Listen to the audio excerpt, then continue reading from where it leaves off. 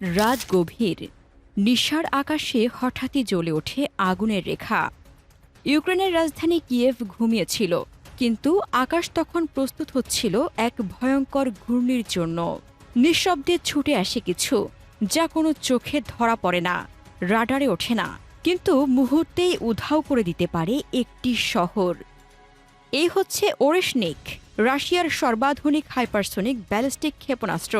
গত কয়েক সপ্তাহে ইউক্রেন চালিয়েছে তাদের ইতিহাসের সবচেয়ে বড় ড্রোন হামলা। জেলেনস্কি নেতৃত্বাধীন ইউক্রেনের সামরিক ড্রোন বাহিনী গভীর রাশিয়ার ভেতর প্রবেশ করে ধ্বংস করেছে কয়েক ডজন স্ট্র্যাটেজিক এয়ারবেস।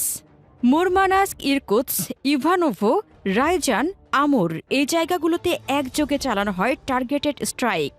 রুশ বিমান ঘাঁটিতে ধ্বংস হয় প্রায় ৪০টি বোমারু বিমান, যার মধ্যে উল্লেখযোগ্য ছিল TU-95 এবং TU-22M3।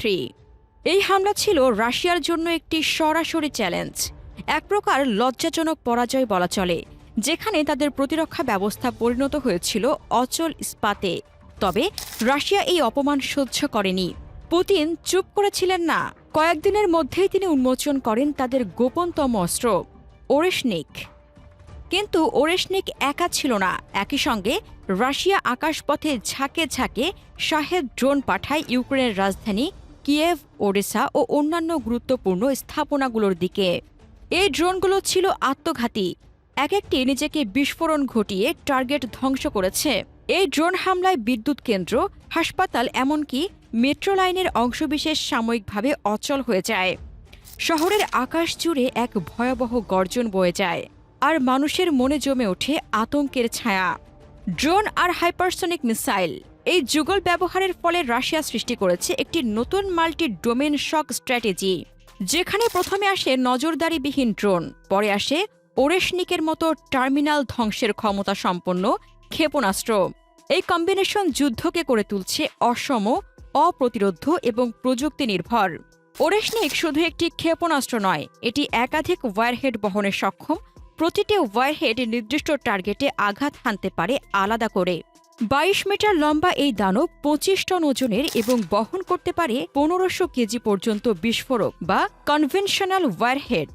এটি ছুটতে পারে ১২,৩০০ কিলোমিটার পার ঘণ্টা গতিতে, অর্থাৎ প্রায় ম্যাক ১০ হারে। এই গতি ও প্রযুক্তির মিশেলে ওরেশনিক হয়ে উঠেছে বিশ্বের সবচেয়ে ভয়ঙ্কর ব্যালিস্টিক অস্ত্রের একটি। এর সবচেয়ে মারাত্মক দিক হল এর স্টেলথ ক্ষমতা। রাডারকে ফাঁকি দিতে এটি নির্মিত হয়েছে বিশেষ তাপ নিরোধক উপাদানে।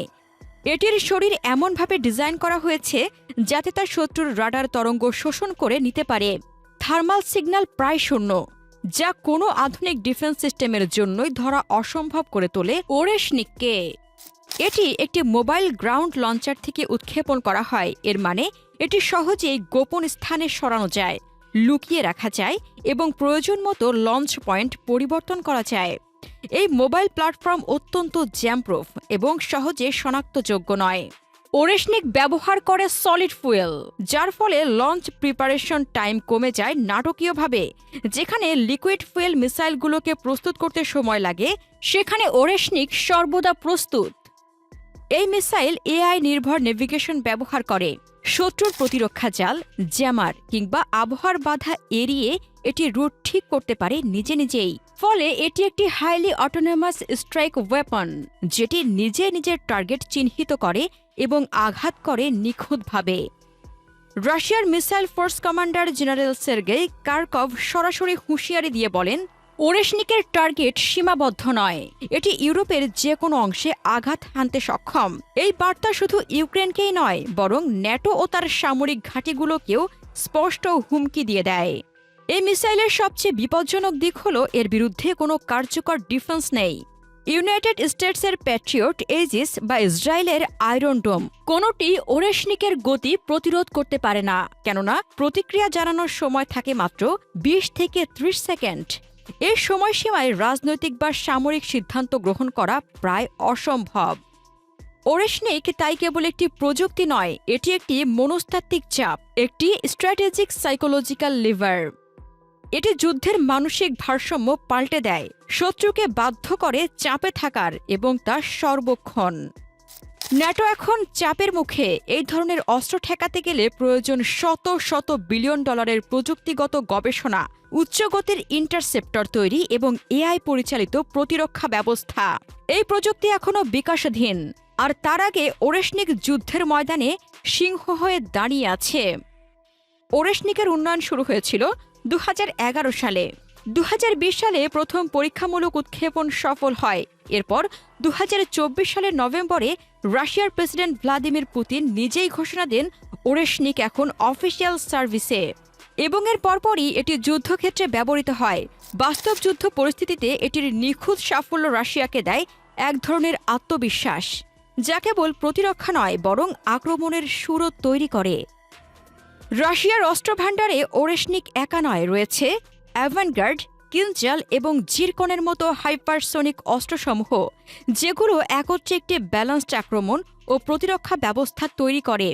এইসব অস্ত্র রাশিয়াকে এনে দিয়েছে এক প্রযুক্তিগত শ্রেষ্ঠত্ব, যা পৃথিবীর অন্য শক্তিধর রাষ্ট্রগুলোর জন্য কঠিন এক চ্যালেঞ্জ। এই প্রেক্ষাপটে প্রশ্ন ওঠে, এই অস্ত্র প্রতিযোগিতা কি এক নতুন কোল্ড ওয়ার শুরু করেছে? ন্যাটো কি পারবে এই গতি আর স্টিলথের যুগে নিজেদের রক্ষা করতে? ইউরোপের প্রতিরক্ষা চিত্রে এখন নতুন করে আলোচনা এসেছে জার্মানি, পোল্যান্ড ও ফ্রান্সের যৌথ ডিফেন্স স্কিম, যেখানে তারা এআই ভিত্তিক আকাশ প্রতিরক্ষা এবং মোবাইল রাডার সিস্টেম তৈরি করে একযোগে কাজ করছে। একই সঙ্গে যুক্তরাষ্ট্র তার হাইপারসোনিক ইন্টারসেপ্টর প্রজেক্টে নতুন করে $10 বিলিয়ন বাজেট ঘোষণা করেছে, যা মূলত ওরেশনিকের মতো মিসাইল প্রতিহত করার জন্য তৈরি হবে। অন্যদিকে চীন এই মুহূর্তে রাশিয়ার ঘনিষ্ঠ বন্ধু হিসেবে ওরেশনিকের প্রযুক্তিগত টেমপ্লেট বিশ্লেষণ করছে, যাতে তাদের DF-27 গ্লাইড ভেহিকেল আরও উন্নত করা যায়। বিশ্লেষকদের মতে ওরেশনিক শুধু যুদ্ধের প্রতীক নয়, এটি ভবিষ্যতের এক নতুন প্রযুক্তিগত ভারসাম্যের সূচনা।